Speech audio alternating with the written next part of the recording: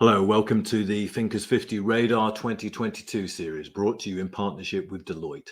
I'm Stuart Craner, co-founder of Thinkers50, the world's most reliable resource for identifying, ranking, and sharing the leading management ideas of our age, ideas that can make a real difference in the world. In this weekly series of 45-minute webinars, we want to showcase some of those ideas to bring you the most exciting new voices of management thinking. As always, please let us know where you are joining from today and send over your questions at any time during the session. Our guest today is Gorick'in. Gorick is the author of The Unspoken Rules, Secrets to Starting Your Career Off Right, a book published by Harvard Business Review Press. It is a guide to help early career professionals, especially those from underrepresented backgrounds, navigate the school-to-work transition and ascend to positions of leadership. It's based on more than 500 interviews with professionals. Harvard Business School has given Gorick's book to every MBA student to give them an edge in the labor market. So a great support for it. Gorick is a career advisor at Harvard College, specializing in coaching first-generation low-income students. He's worked in management consulting at Boston Consulting Group, investment banking at Credit Suisse, and research with the Managing the Future of Work project at Harvard Business School. So our format today is Gorick is going to talk for a while, and then we'll be taking questions. So please send your questions over at any time during the session. Gorick, over to you. Thank you so much, Stuart. And thank you to the entire Thinkers50 team and community for having me here today. It's really a privilege to be spending this time with you all. Today, I'm going to be sharing with you a topic that's near and dear to my heart, which is a topic I don't end up mentioning in the book, but that is really the broader framework under which this book sits, which is a framework that I call Level 7 leadership, and specifically Level 7 ownership. We'll talk about what that means in just a bit. Again, it's based on key takeaways and insights and research from my new book with Harvard Business Review, The Unspoken Rules, Secrets to Starting Your Career Off Right. I want to start off with a personal story, or really a personal flashback, a flashback that occurs to me, frankly, on a regular basis. And it's my performance evaluations when I first started out in my internships and my full-time jobs after school. The first one said this: Gorick needs to own his work. Now, this is a short enough sentence. The words themselves have few syllables, few letters. But this one word, own, never really quite stuck with me. Never really quite made sense. What did it mean to own my work? The second performance evaluation came along, and it said that Gorick should be a bigger voice in meetings. This was a surprise to me. What did it mean to have a bigger voice?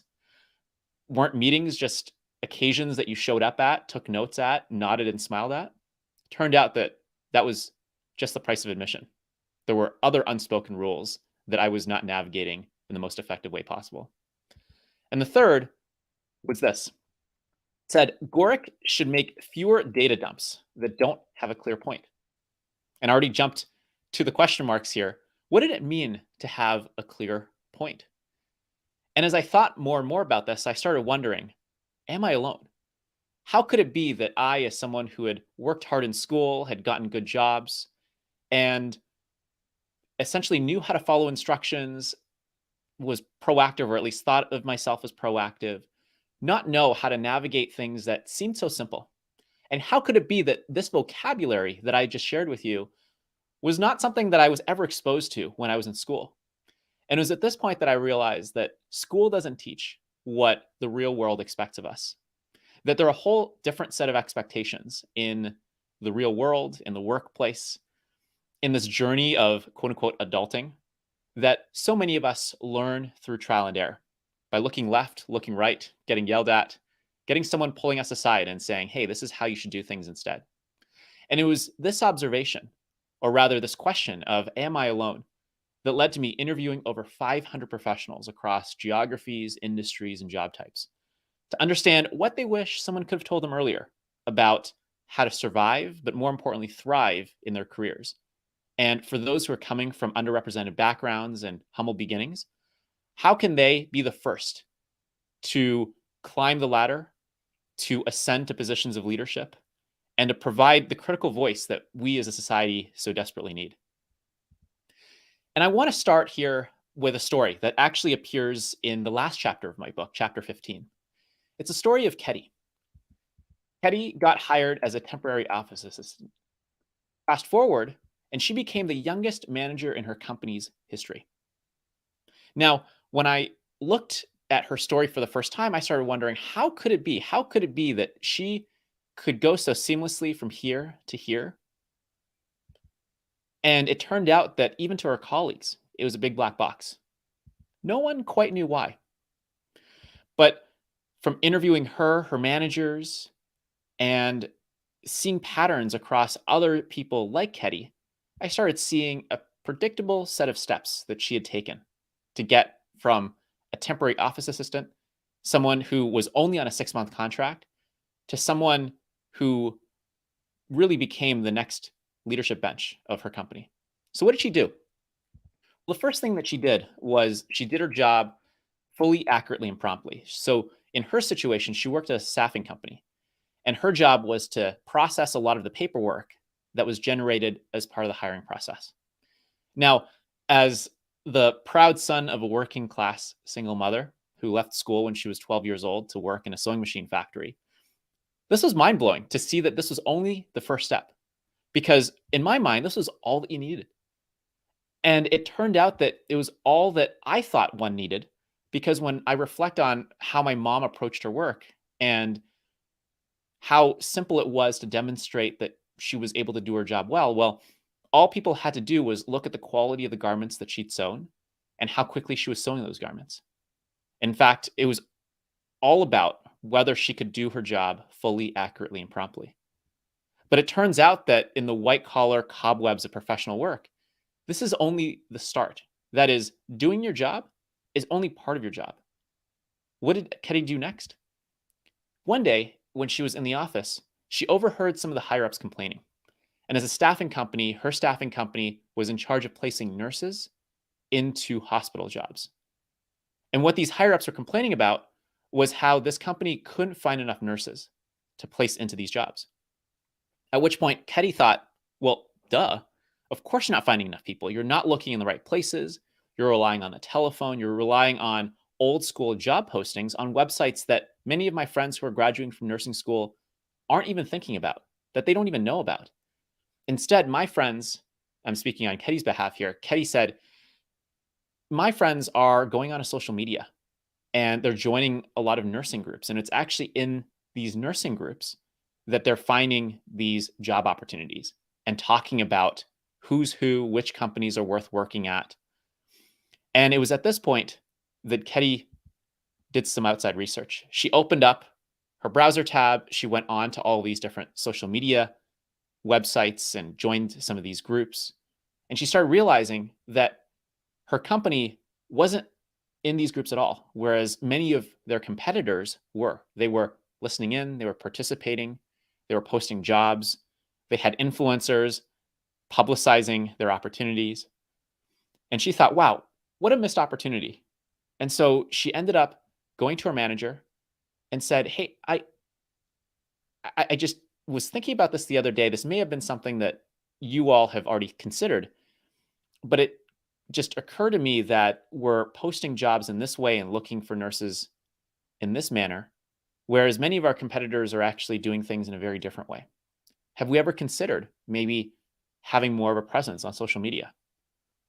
And her manager said, whoa, actually, this isn't something we'd considered at all. Why don't you take a stab at maybe listening in and letting us know what you find? So Ketty, in addition to doing her basic responsibilities, ended up listening in on some of these conversations, ended up sharing some of the insights. And fast forward, she ended up leading a successful campaign where she created a social media presence for her company, ended up attracting more likes than some of her competitors. And at the end of her 6 months contract, which was due to expire, her manager and actually her manager's manager came up to her and said, we hope you're not going anywhere because we want you to lead marketing, to lead social listening for our organization. And lo and behold, she became the youngest manager in her company's history. Now, success is not linear, of course.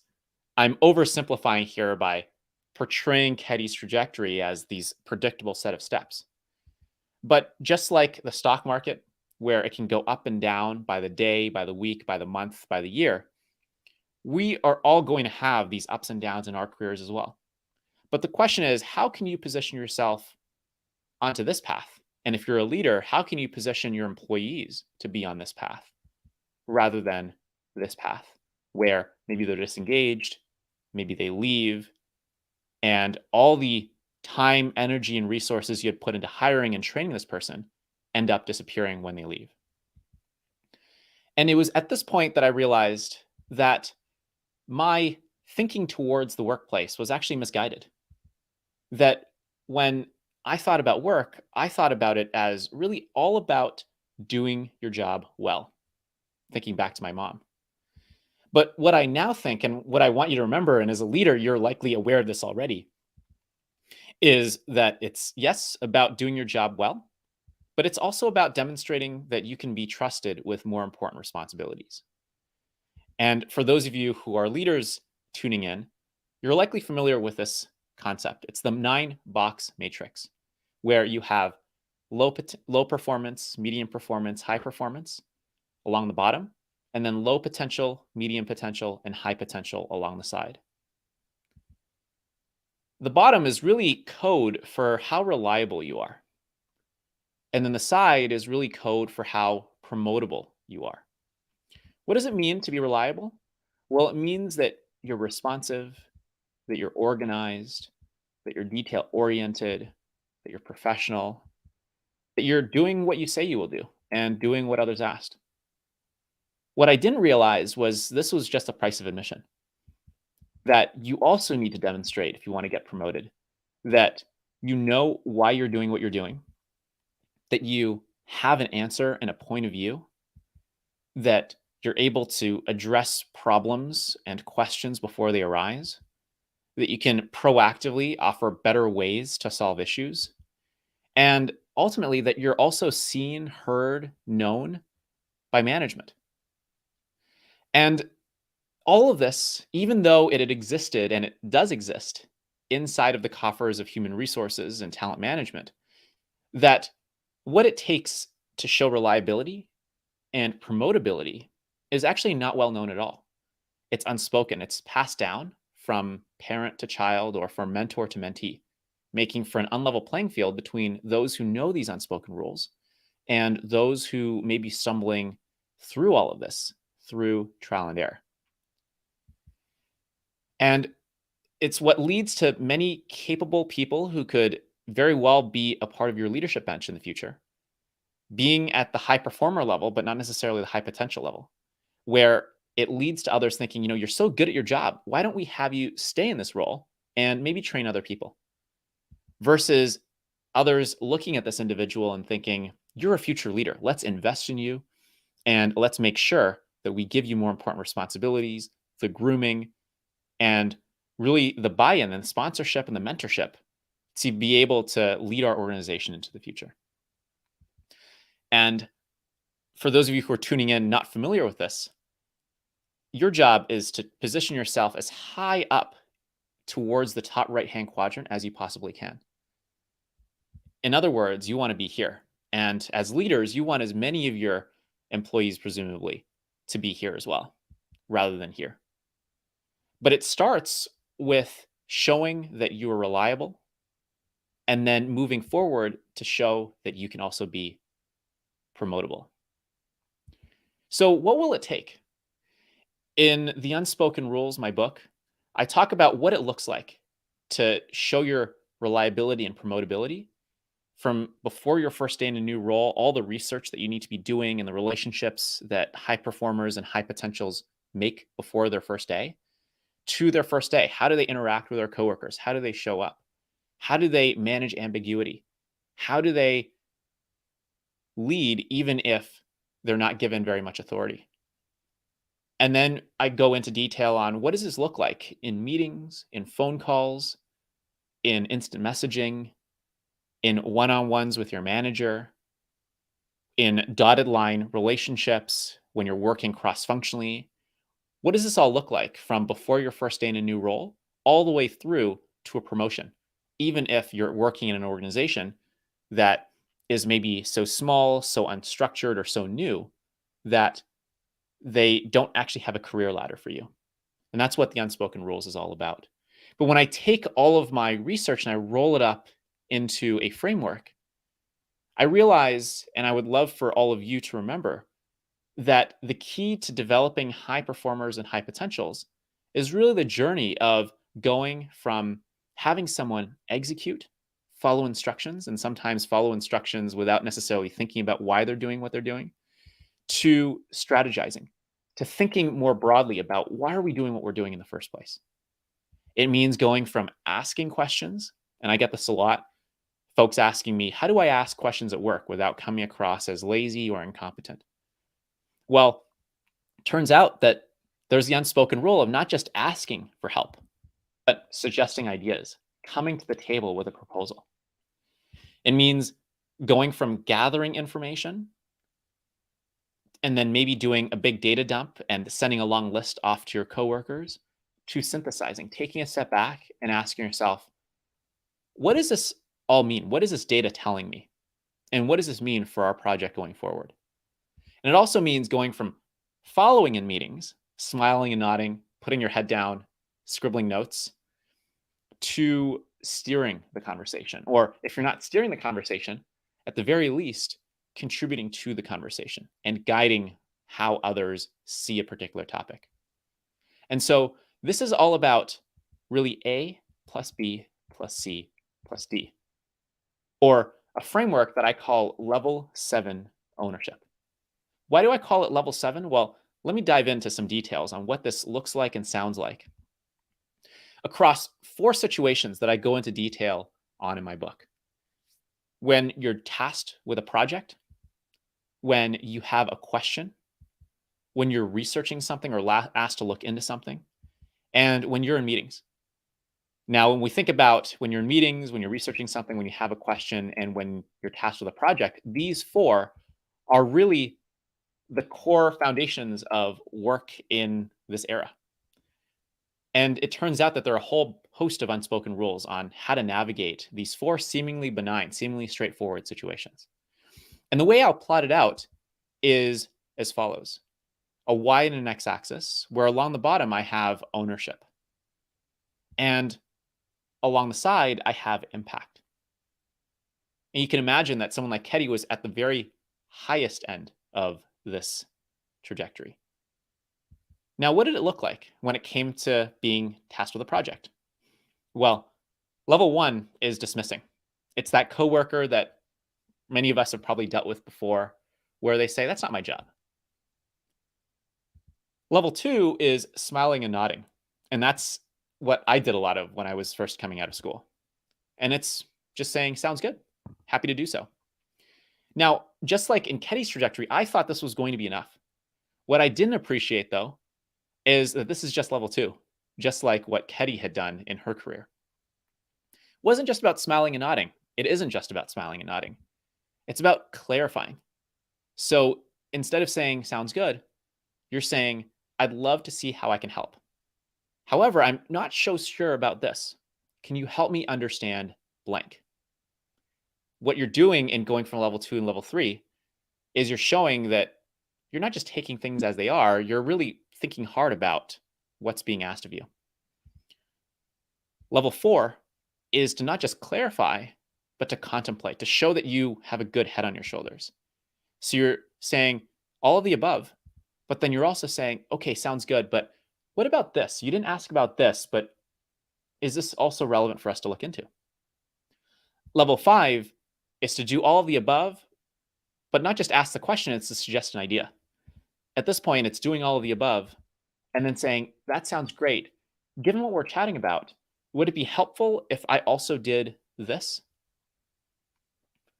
Now we get to level 6, where you're not only just doing all the above, you're also doing all the above and then saying, that sounds great. I propose that we go ahead and do this next. How does that sound? And then level 7 is managing the process. So you're not just now having the conversation. You're doing all the above, And then you're saying, that sounds great. As a next step, it sounds like I might need to be introduced to this coworker. I don't think I'm in touch with them yet. I'm happy to send a cold email, or if you'd rather make an introduction, let me know if you have some time to do so. Now, all of this means that you're going from just executing, just following instructions, as so many early career professionals do, to strategizing, to thinking hard about what's even being asked of me. And this requires asking the question of why. When I was interviewing an engineering manager, he told me that I might give you a task, but what I'm really trying to do is solve a problem. And those who are able to level up to level 7 here are those who are able to not just see this as a task, as an assignment, but as a problem to be addressed, as a goal to be achieved. And for those of you who are leaders, think about what level of ownership your employees are at and how you can help them level up from, let's say, a 3 to a 4, to a 4 to a 5. And if you're looking at this for yourself, here's your chance to think about where you are today and also where you could be. The way I think about this framework is it's kind of like language learning. If you're learning, for example, 4th grade Spanish, here's your chance to get to 5th grade. And if you're at 5th grade, here's your chance to get to 6th grade. There's no shame in starting at a certain level. We all start somewhere. The more important thing is knowing what next step to take. Now, this is just on when you're tasked with a project. Let's go into detail on when you have questions at work, because someone like Ketty also approaches this seemingly straightforward situation in a completely different way. The first is not clarifying. Silence. And this was something that I was victim to, or I had a habit of when I was first entering the workforce, because I thought that, like assignments in school, my manager or my professor or my teacher will have already thought about things. And the instructions that I need to follow are going to be listed out in detail and clearly and exhaustively at the top of the assignment. So if something didn't make sense, that was my fault. Level 2 is to ask questions. And for those of you who are leaders, you're probably realizing that those who ask questions are probably already much farther ahead than those who don't ask questions. Those who ask, for example, I noticed this, or I'm struggling with this. What do I do next? But just like everything we've talked about so far, it turns out that just asking questions is level 2. Level 3 is to not just ask an open-ended question of what do I do next, but it's offering options. It's saying, I noticed this, or I'm struggling with this. Would it make sense for me to do this or this? Level 4 is taking that to the next level of not just offering options, but selecting one of them and offering a point of view.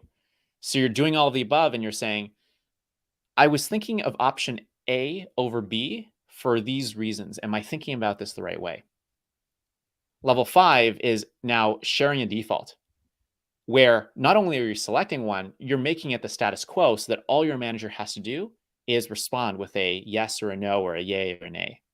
So you're doing all the above and you're saying, given all these options, I propose option A because of these reasons. Let me know if you feel differently, which is a different way of interacting with your manager. Instead of laying out all the options as a buffet, you're saying, I propose we do this. Let me know if you feel differently. Now, once someone on your team has built enough trust with you, or you yourself has built enough trust with your supervisor, you're able to rise to level 6 and level 7, where sometimes, and you'll see this with high performers and high potentials at work all the time, they're not just sharing a default, they're sharing a deadline. They're saying, I'd love to do this. Let me know if you feel differently. I'm going to go ahead and send this email by this time. And for those who are leaders of their respective teams and departments, oftentimes they're making decisions without even consulting their supervisors because they've built so much trust and credibility. At this point, they're just sharing material updates.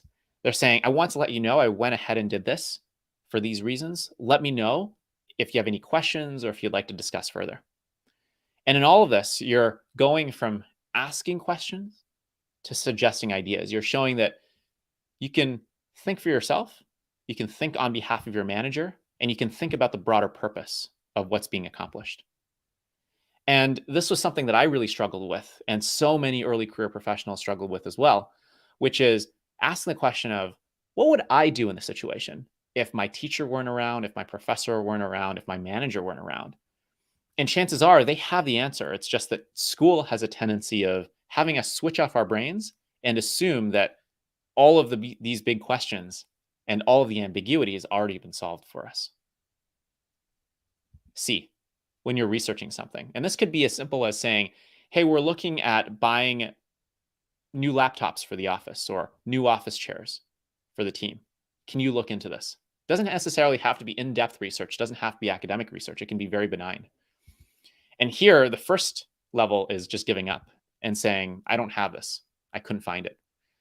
Level 2 is doing what you were told, funny enough, and saying, here it is. You asked for a list of conference facilities for upcoming event. Here's the list.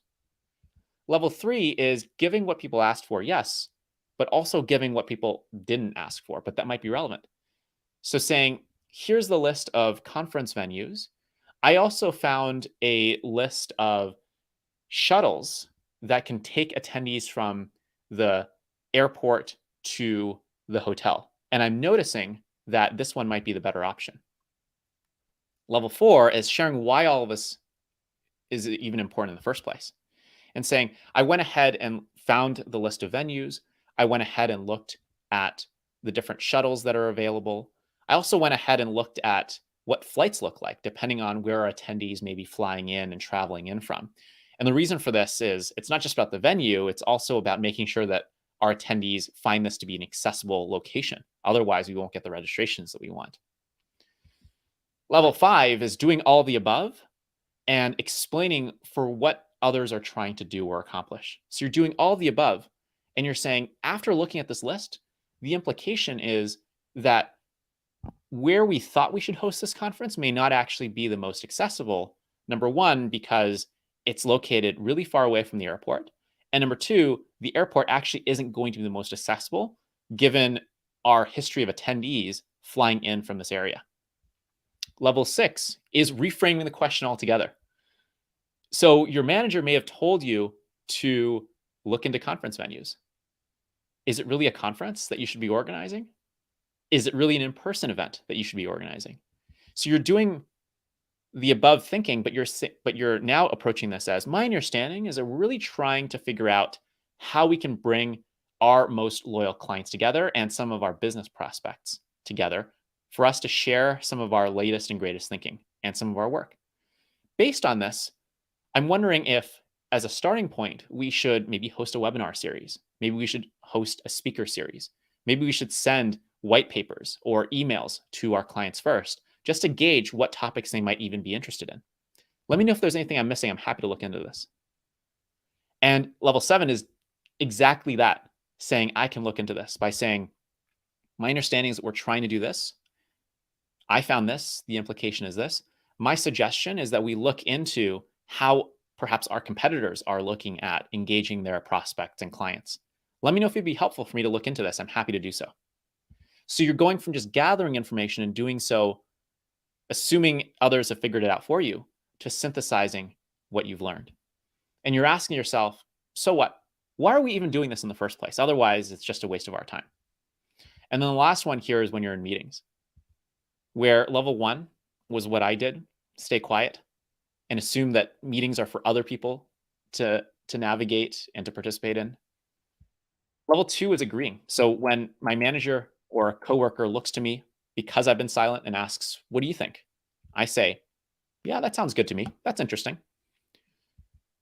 Level 3, though, is showing that I'm not just agreeing, I'm justifying. I'm actually thinking about why I'm even agreeing in the first place. So I'm saying, I agree because of this. Level 4 is to do all the above, but to also critique. So to not just agree, but to say, I'm not as sure about this piece. Level 5 is to justify again. I'm not so sure about this piece for these reasons. Level 6 is to now take all that you know and to propose and to flip the conversation around, reacting to now being proactive. And you're saying all the above. And now you're suggesting, have we considered this? Have we thought about this? Have we had a conversation about this? And then finally, level 7 is to actually follow up. So Sometimes ideas die in the meeting room. But if this is something that could be useful to the team and perhaps even useful for your career, doing all of the above and saying, hey, I just wanted to follow up on the conversation we had earlier. Would it be helpful for me to do this?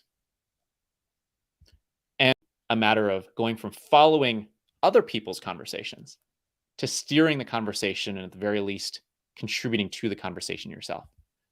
By asking yourself, and this is something that school doesn't train us very well for, is to ask, what is my point of view in this topic? I know what other people's point of view is, but what do I think in this situation? So again, it's all about going from executing to strategizing, from asking questions to suggesting ideas, from gathering information and doing a data dump to synthesizing insights, and from following in meetings to steering conversations.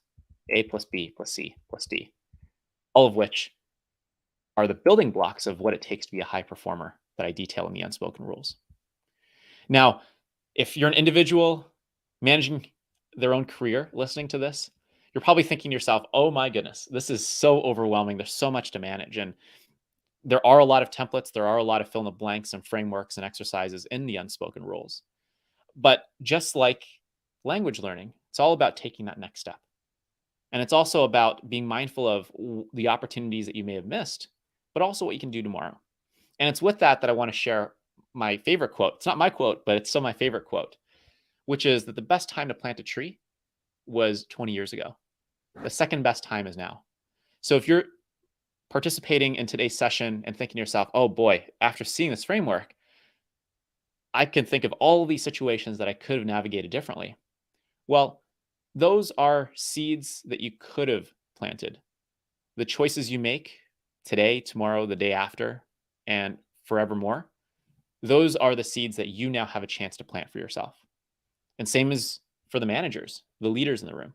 If you think about the people that you may have lost along the way in your career, thinking about how you can help more of your employees rise up to level 7 is now an opportunity that's in your hands. It's a seed that you now have the opportunity to sow. So what seed will you plant? I hope you'll take at least one key takeaway away from this conversation that you can bring back to your own life and that you can bring back to your team to elevate their performance, to elevate their engagement, and to increase their retention, their promotability, and so on. And so with that, I wanted to thank you for your time. I want to open up for questions from Stuart and others. If you enjoyed and found the ideas in this session provocative, I'd encourage you to check out my book. You can go onto my website, which is Gorick.com, Gorick.com. Tell a friend or colleague about how the Unspoken Rules may help their organizations. I do a lot of work with talent development leaders, as well as diversity and inclusion leaders, as well as higher ed leaders. Connect with me on LinkedIn if you'd like a copy of these slides. If you'd like more resources from me, feel free to connect with me on LinkedIn. And I'm also on the different social media platforms as well. And with that, I just wanted to thank you for your time. Thank the Thinkers50 leadership and community for having me here today. And I'm excited to hear your questions. Thank you so much. Thanks very much, Gorick. Please send in your questions. We've got one already from Steve Mostyn, who says, high performers challenge the norm to then get involved in the goal setting. I'm not sure I quite understand that. But high performers challenge the norm, I guess. And the norm is not asking questions and not making suggestions. Yes, absolutely. And so much of these unspoken rules really revolve around this delicate balance that I strike in really the first chapter of my book, which is the framework of the 3 C's, which stand for competence, commitment, and compatibility. And so when I think about high performers and high potentials, they're someone who demonstrate that they can do the job well and can ascend to positions of leadership, that they're committed to growing in this organization, growing with this team, and they're compatible. They can get along with their coworkers. And so the challenge with being this high performer, high potential is, at what point do you overshoot the mark and not just come across as competent, but maybe come across as overbearing? And at what point do you cross the line from being committed to being maybe a know-it-all, and maybe coming across as if you're someone who wants to take someone else's job. Now, this is, as a leader of an organization, something that's really delicate to manage, because every organization, by nature of just having human beings working with each other, you're necessarily going to have politics and interpersonal dynamics. And so how do you go about nurturing and rewarding those who challenge the status quo without them being stifled by the jealousy, by perhaps the politics of their coworkers who may not have the same growth mindset that they do, or may see them as overshooting the mark? And so there's definitely a lot more detail to be unpacked here. What I'll say to the idea of challenging the status quo is there's a delicate song and dance of how you go about doing that. And every organization is going to require a different approach.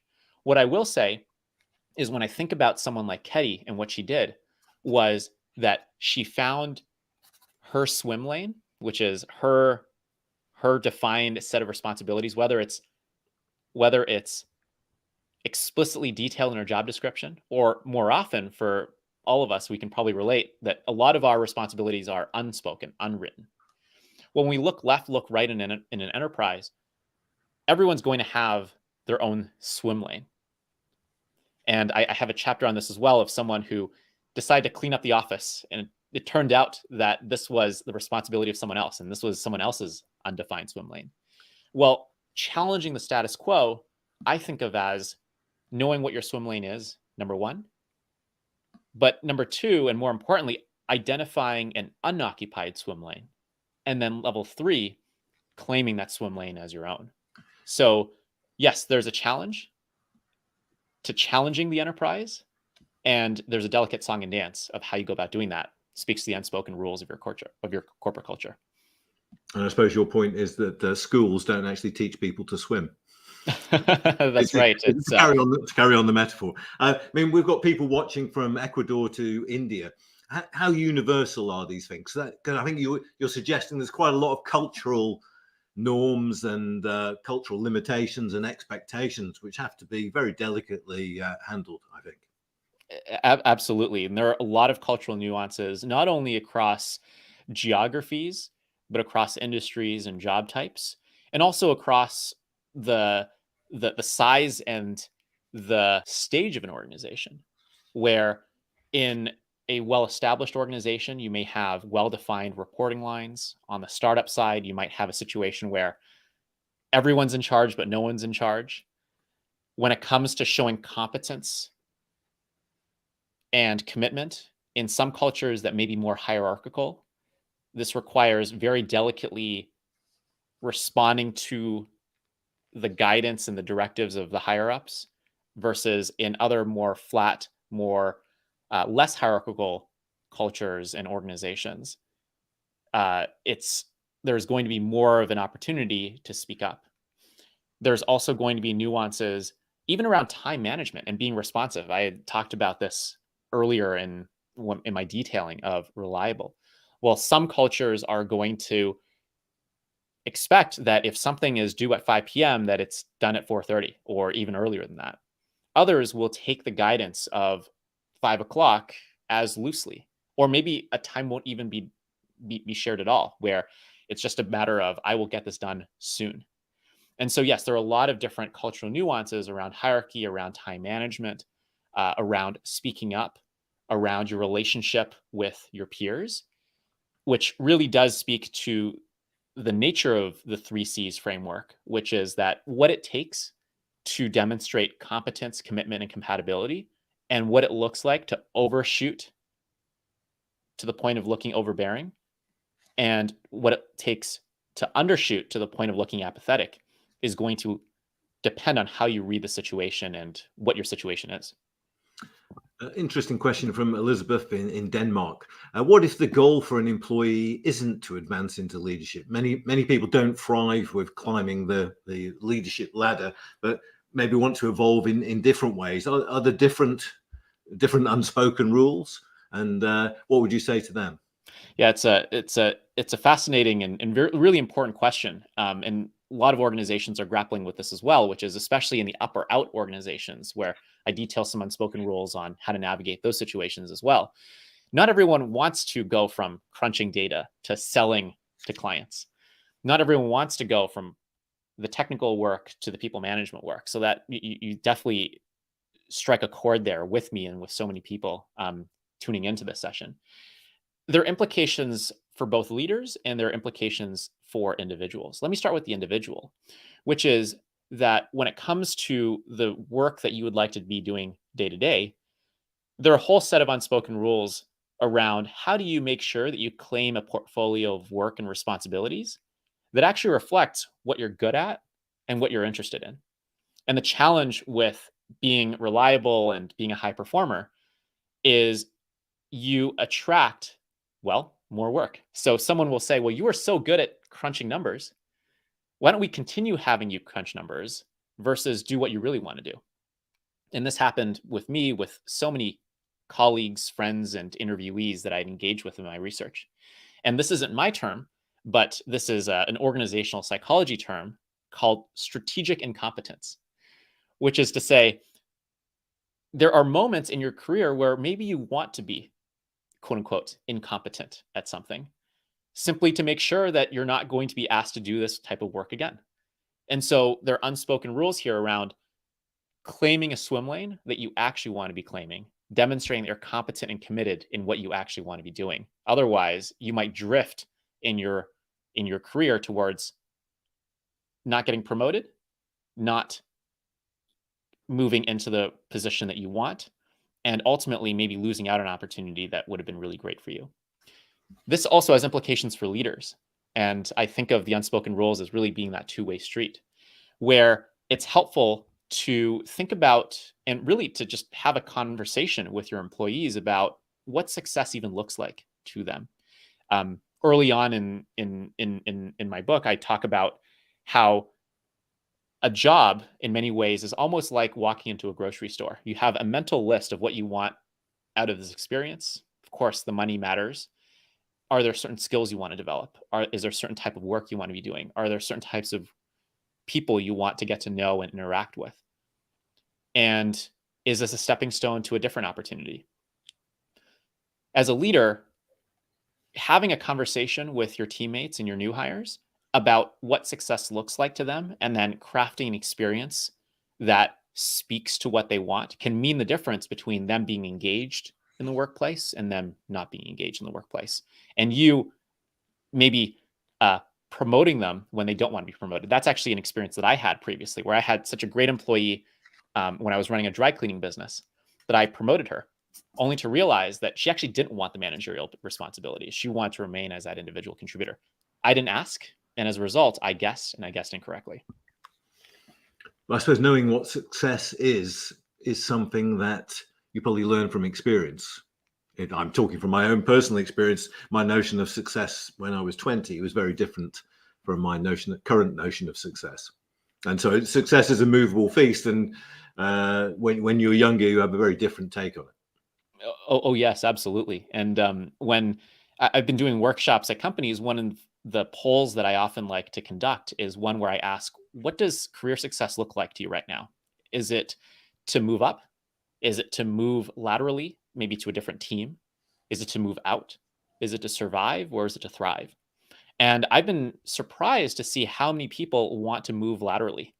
And this also speaks to a lot of the unspoken rules around how do you do this as an individual and how do you do this as a leader, where the nature of applying or reapplying to a position is that you need to show that you've essentially done this job before, even if you haven't. And the whole labor market is this chicken and egg problem of you need a job to get a job and no one's willing to trust you if you are unproven. So that requires a whole host of unspoken rules around building relationships with someone who may be in a different team from you, maybe in a different geography from you, and then having them pull you into projects. And then on the leadership side, as you're thinking about the drifting and ever evolving goalpost of what success looks like, making sure that this isn't just a conversation you're having with your employees on their first day, but making sure this is an ongoing conversation to make sure they're continually engaged is just as, if not even more important. Interesting question from Anastasia in Greece.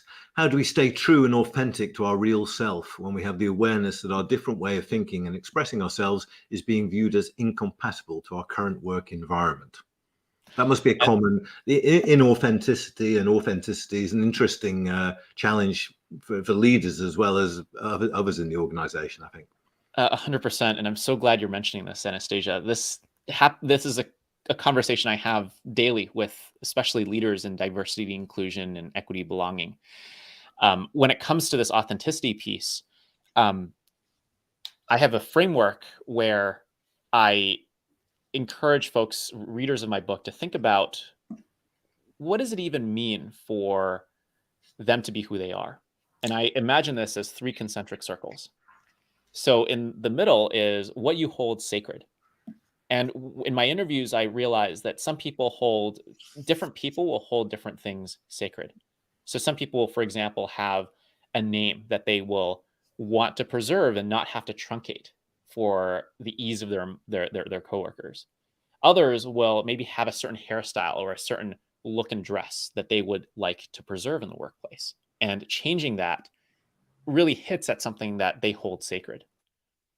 One ring out of that is what people are willing to negotiate. And I've also interviewed professionals who will say, I'm really not all that excited about the fact that I have to do the socializing and the happy hours and things like that. But in this particular circumstance, this is just a price that I'm willing to pay to get to where I want to be. This is what they consider negotiable. And then there are other aspects of them that they will be indifferent about. So they'll just willingly give it away. And I frame things in these 3 concentric circles because different people are going to hold different things sacred. And the exercise that I found helpful and that many of these professionals have found helpful is to think about, is the place that I'm in right now, is the career path that I'm on, asking of me something that is sacred? And am I willing to do this long term? In an ideal world, you will find yourself and navigate your way to a team, to an organization, to a profession where the things that you hold sacred are also things that your coworkers, your clients, your teammates will also respect. And this speaks to nowadays when we're talking about the Great Resignation, people realizing that the things that they took as just a fact of life, that they had to be someone that they're not, that they had to interact in a way that's not authentic to them, that's actually not just a given.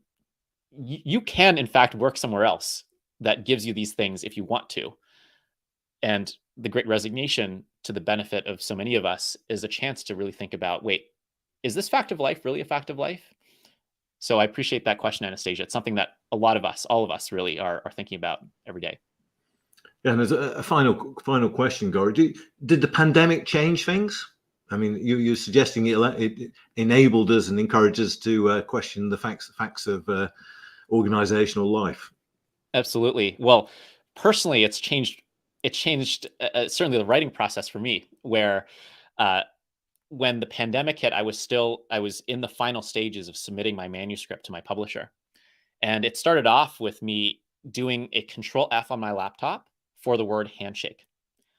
And then me trying to remove the word handshake from every reference. And then it was like pulling a thread, and the whole thing just started unraveling, where I started wondering, well, are we ever going to return to having handshakes? Is it even appropriate to call the office the office? And that just rocked my entire world as a writer and an author. So yes, for me personally, for all of us, as it relates to how these unspoken rules have shifted and will shift, well, luckily, this blessing in disguise is my book came out at a time when I actually rewrote everything to account for both in-person and virtual and hybrid work. And what I realized in this movement is there have been a number of changes. So in my first draft in the book, I actually wrote about how there's this unspoken rule, or at least there was an unspoken rule, that if someone asks for a call, they're referring to a telephone call. They're not referring to a video conference. And actually asking for a video conference is intrusive. Remember those days? Well, that overnight got turned upside down. And the norms that we consider around synchronous communication have also changed, and I talk about that as well. Going forward, though, there is still something that we're all wrestling with, and it comes back to the 3 C's framework.